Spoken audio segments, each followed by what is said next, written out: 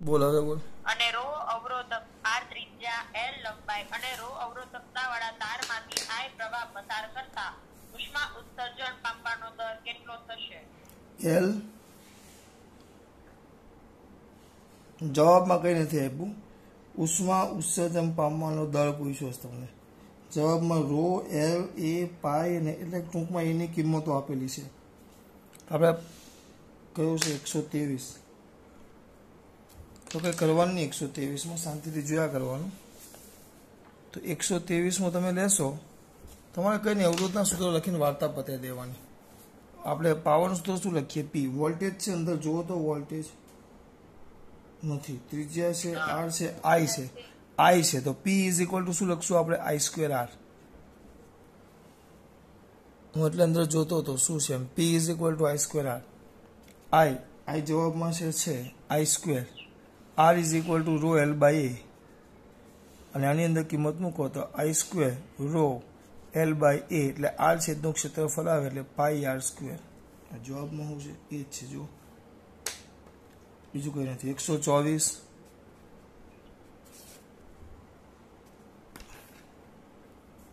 બોલ બેટા. 124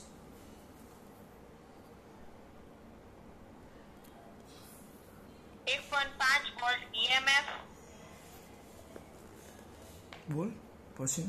અને 1 ઓહ્મ આંતરિક અવરોધ ધરાવતા 3 વિદ્યુત કોષોને એકબીજા સાથે સમાંતર જોડતા પરિણામે વીજ ચાલક પર આમ છે 1 2 અને આમ 3 કોષો છે.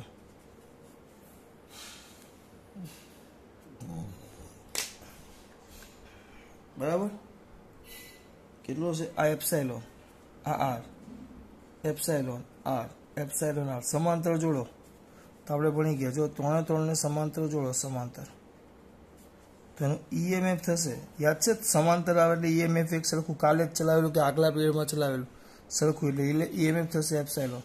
અને એનો આંતરિક અવરોધ જો કદાચ પૂછ્યો હોત તો આંતરિક અવરોધ થાય R/3. સમાંતર છે પણ ઈએમએફ તો એનું એપ્સાઇલોન જ થાય. એટલે આ ઈએમએફ એ લોકોએ આપ્યું છે, એપ્સાઇલોન આપ્યો છે 1.5 વોલ્ટ. અને આંતરિક અવરોધ જે આર છે એ આર આપ્યો છે 1 ઓહ્મ. એટલે પરિણામી ઈએમએફ કેટલું થશે? એપ્સાઇલોન જ થાય. કેમ? સમાંતર છે એટલે. પરિણામી ઈએમએફ કેટલું થશે? એપ્સાઇલોન. કેમ ભાઈ? આ સમાંતર છે એટલે 125. ખબર ન પડે તો પૂછતા રહેજો. આગળ. જો એપ્સિલોન જેટલો ઈએમએફ ધરાવતા n વિદ્યુત કોષોને સમાંતરમાં જોડવામાં આવે તો તેમનો પરિણામી ઈએમએફ. બેટરી સમાંતર જોડે, બેટરી સમાંતર જોડે, સમાંતર જોડો બેટરી, બેટરી સમાંતર જોડો તો ઈએમએફ એપ્સાઇલોન જ થાય. પરિણામે 1 વોલ્ટના ઈએમએફ જેટલું જ થાય. હા, અવરોધ પૂછ્યો તો R/N થાય. આગળ 126. બોલ બેટા. એપ્સિલોન વિદ્યુત ચાલક બળ ધરાવતા વિદ્યુત કોષોને આંતરિક અવરોધ r છે તેના બે છેડા વચ્ચે સમાન અવરોધ r ધરાવતા n અવરોધો શ્રેણીમાં જોડતા ટર્મિનલ વોલ્ટેજ અને વિદ્યુત ચાલક બળનો ગુણોત્તર. કેમ આવું કહીશ બેટા તું? પાછું કરવા. એપ્સિલોન વિદ્યુત ચાલક બળ ધરાવતા વિદ્યુત કોષનો આંતરિક અવરોધ r છે.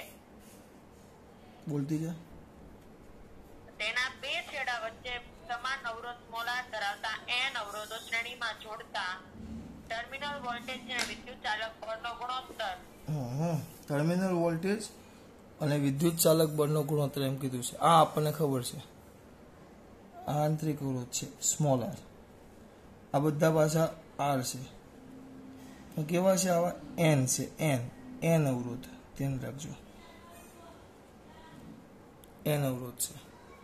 આ વિદ્યુત ચાલક એપ્સાઇલોન છે. બરાબર. આ એપ્સાઇલોન છે.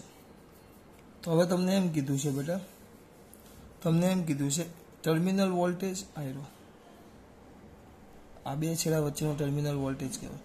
ધારો કે આમાંથી પસાર થતો પ્રવાહ I છે. પસાર થતો પ્રવાહ કેટલો છે? I છે. કાલે જ આપણે ભણી ગયા. પસાર થતો પ્રવાહ I છે તો આપણે ભણી ગયા V is equal to I R. R એટલે ટોટલ આવે IR. V is equal to IR. V is equal to IR. બરાબર. V is equal to IR. ચલો શું આવશે? IR લખો તો કોઈ કહેશે મારો દીકરો? હા, આર કેટલા છે તમે એટલે વી લખો વી, તો V is equal to I into NR. આ તમારો વી થયો, ટર્મિનલ વોલ્ટેજ. બરાબર. અને શું કે મારા દીકરા? એટલે વી એટલે અને એપ્સિલોન બરાબર શું આવે?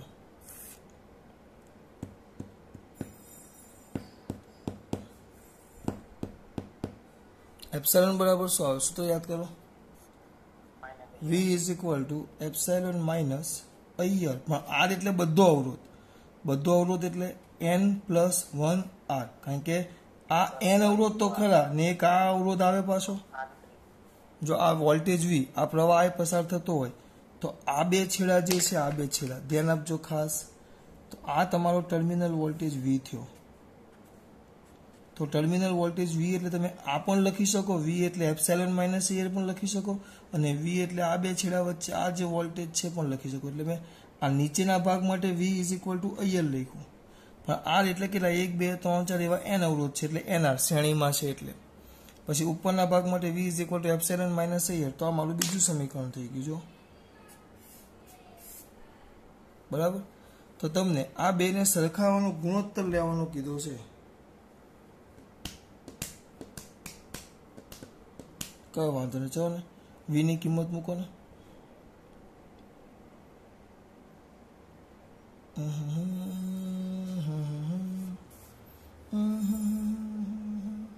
કંઈક મગજ ચાલતું તો કેવું થયું બેટા?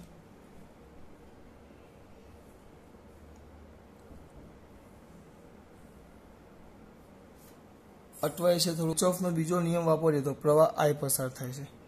તો પ્રવાહ I પસાર થાય તો ચલો અહીંયાથી આપણે કેમ લેશું? આમ જ જવું છે ને, જે બાજુ પ્રવાહ છે એ બાજુ જ લેતા જઈએ. તો પ્રવાહ મુસાફરી એક જ દિશામાં. તો IR એવા N છે એટલે શું આવશે? 1 2 N નથી, N+1. તો N+1 R કેવા? Minus epsilon is equal two 0. બરાબર થઈ ગયું. તો epsilon is equal two sorry minus થી પ્લસ એટલે પ્લસ એપ્સિલોન. તો epsilon is equal to N+1 into R આવી ગયું. અને વોલ્ટેજ વી આપણે આગળ શું હતું? વી ઇઝ ઇક્વલ ટુ કેટલો હતો? IR અથવા I ઇન્ટુ NR. આપણે આગળ શું હતું? IR. ક્યાં બાકી?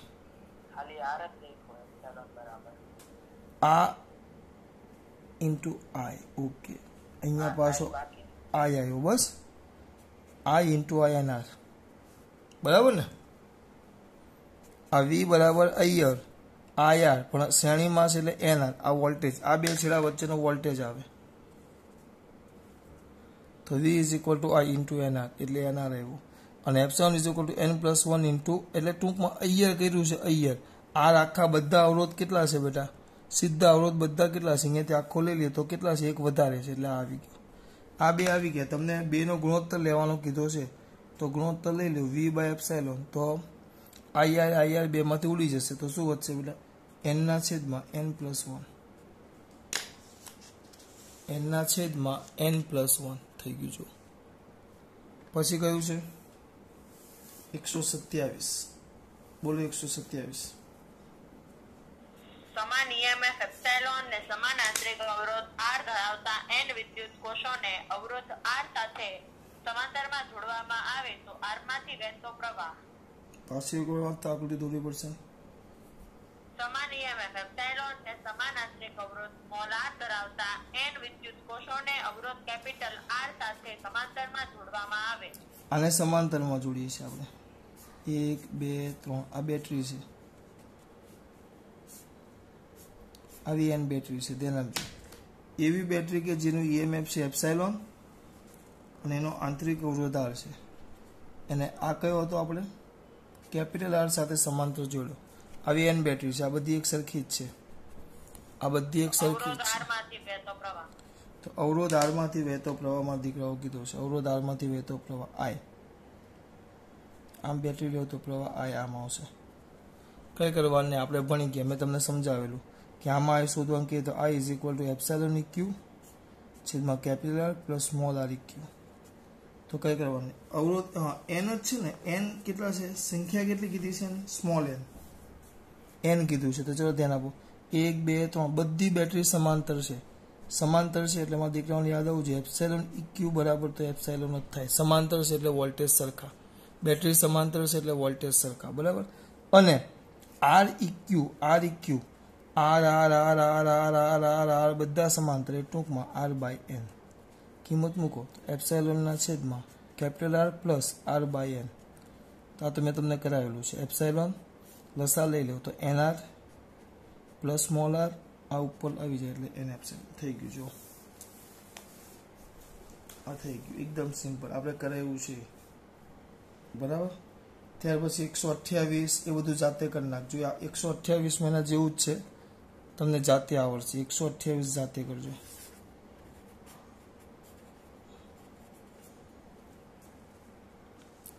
છે એ જાતે કરજો બેટા.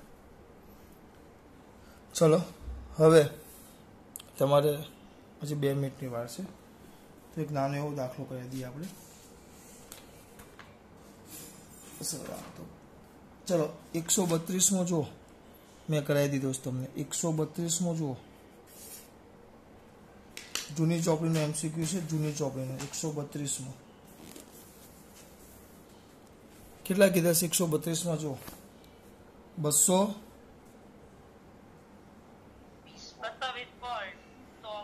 હા ના 2 બલ્બ પ્રથમ સમાંતર પછી શ્રેણીમાં જોડવામાં આવે અને તેને 220 વોલ્ટના સપ્લાય સાથે જોડવામાં આવે. જો બેના પાવર જો, પહેલો બલ્બ છે એનો પાવર આપેલો છે 100 વોટ. પછી એટલે બલ્બ એ જ છે, પહેલો બીજો ગમે તે બલ્બ લેવું એ બંનેના 100 વોટ જ છે, એક સરખા જ છે, એમાં કોઈ ફરક નથી, બંને 100 વોટ છે. પહેલા એને શ્રેણીમાં જોડો. પેલું મેં તમને કીધેલું એક ચાવી આપેલી, મેં યાદ છે એક ચાવી, પાવર શ્રેણી સમાંતર હોય તો ચાવી આપેલી. હા, રોલ વ્યક્તિનું પીસી યાદ આવવું જોઈએ. એટલે રોલ વ્યક્તિનું પીસી આર અને એલ ના સમાંતર ને પી એ કેપેસિટર જેવું. એટલે તમે શ્રેણીમાં જોડો તો કેપેસિટર જેવું. એટલે PS બરાબર P1 P2 બે હોય એટલું આમ જ લખું, P1 P2 પછી P1 પ્લસ P2. અને સમાંતર હોય તો PP બરાબર, PP એટલે પેરેલલ, તો P1 પ્લસ P2. તો આ કેટલા થાય? 100 ગુણ્યા 100, 100 ગુણ્યા 100 છેદમાં 200. તો કેટલા થાય બેટા? 2 મિનિટા જાય 50, એટલે 50 વોટ. અને આ થાય PP એટલે 100 પ્લસ 100, કેલ્સી કરો કેટલા થાય? 200. વાર્તા પૂરી. આ વસ્તુ છે બેટા 132. હવે આના થોડાક MCQ બાકી છે, એના માટે આપણે બાકી રહેશે. તો સાંજે જોડાવું છે પાછું. પેલા આટલું ખાસ વાત. જય શ્રી કૃષ્ણ.